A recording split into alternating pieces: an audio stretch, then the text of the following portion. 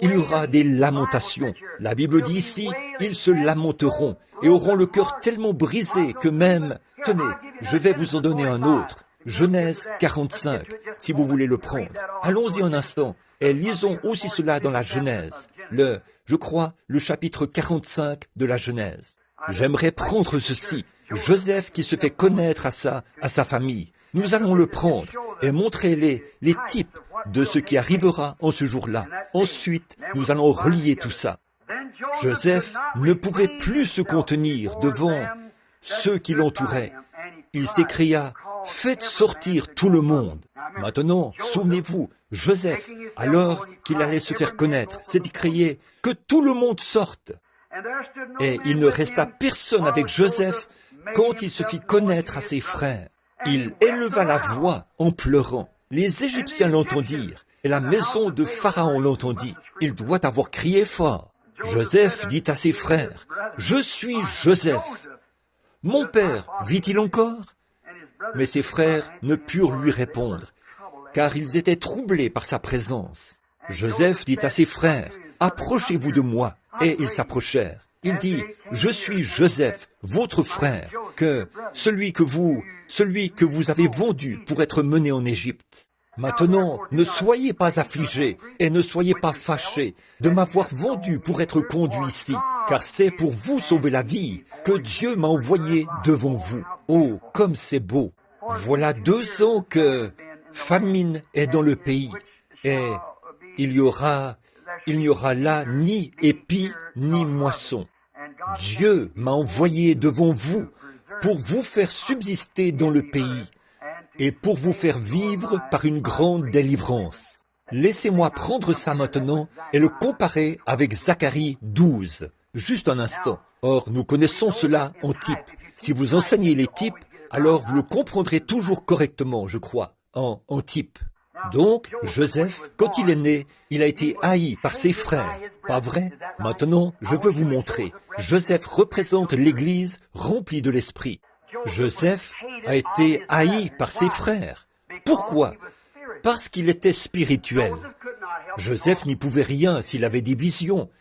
Il n'y pouvait rien s'il avait des songes, voyez, et s'il savait interpréter des songes. Il sait ce qu'il y avait en lui. Il ne pouvait pas montrer autre chose que ce qu'il y avait en lui. Eh bien, alors, ses frères le haïssaient sans raison. Mais son père l'aimait, parce que son père était prophète. Vous voyez comment c'était avec Jésus? Dieu aimait son fils, mais les frères, les pharisiens, les sadducéens le haïssaient, parce qu'il pouvait guérir les malades, prédire des choses et avoir des visions, interpréter. Vous voyez ce que je veux dire? Ils l'ont haï sans raison. Et qu'est-ce qu'ils ont fait à Joseph? Ils ont prétendu qu'il était mort. Et ils l'ont jeté dans une fosse. Ils ont pris une tunique ensanglantée qui avait 7 couleurs. Que son père, il y a seulement 7 couleurs dans l'arc-en-ciel.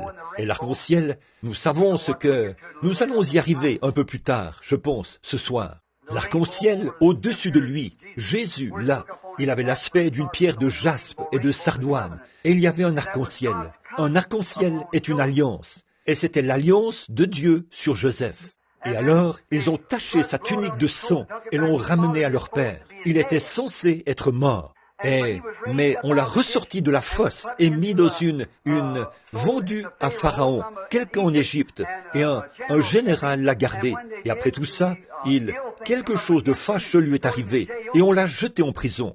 Et là, il a prophétisé et a dit à 2 hommes où l'un irait et où l'autre irait, les chansons et un panetier, à cause de leurs songes. Ensuite, on l'en a ressorti, et il était élevé à la droite de Pharaon, et personne ne pouvait s'approcher de Pharaon sans passer par Joseph. Regardez bien ceci. Bon, quand Joseph a été vendu aux Égyptiens, regardez bien, tout ce qu'il a fait était un type de Christ. Regardez, c'était chanson et ce panetier là-dedans. Et les 2 ont eu des sons. Et Jésus, quand il était dans sa prison, souvenez-vous, Joseph était en prison. Et quand Jésus était dans sa prison, comment? Cloué à une croix. L'un a été sauvé et l'autre a été perdu. Joseph, quand il était dans sa prison, l'un a été sauvé, l'autre a été perdu. Et remarquez, alors, après avoir été descendu de la croix, Jésus a été élevé jusqu'au ciel, et il est assis à la droite du glorieux Esprit. Jéhovah, nul ne peut venir à Dieu que par moi. Pas de « Je vous salue Marie », pas de « Bienheureux celui-ci » ou de « Bienheureux celui-là », mais par Jésus-Christ, le seul médiateur qu'il y ait entre Dieu et les hommes, ce précieux corps dans lequel Dieu avait fait sa demeure parmi nous, qui a pris le nom de Dieu. Et Dieu a pris le nom d'un humain. Dieu a pris... Regardez ici, au commencement, quand Adam... Je ne peux pas laisser ça de côté. On dirait que quelqu'un, quelque part, ne saisit pas cela. Regardez, au commencement, laissez-moi vous montrer de nouveau quelque chose. Le Saint-Esprit m'avertit et me conduit à faire ceci. Je quitte mon sujet un instant. Dès que la nouvelle est arrivée dans la gloire, que le Fils, Adam, avait été perdu, Dieu a-t-il envoyé un ange? A-t-il envoyé un fils? A-t-il envoyé quelqu'un d'autre? Il est venu lui-même racheter son fils perdu. Alléluia! Dieu n'a confié ça à personne d'autre que lui. Dieu a été fait chair et a habité parmi nous et a racheté lui-même l'homme. Nous sommes sauvés, dit la Bible, par le sang de Dieu. Le Dieu mortel le Dieu immortel est devenu mortel pour ôter le péché, pour être lui-même l'agneau, pour entrer voilé dans la gloire et avec son propre sang devant lui, au-delà du voile. Donc,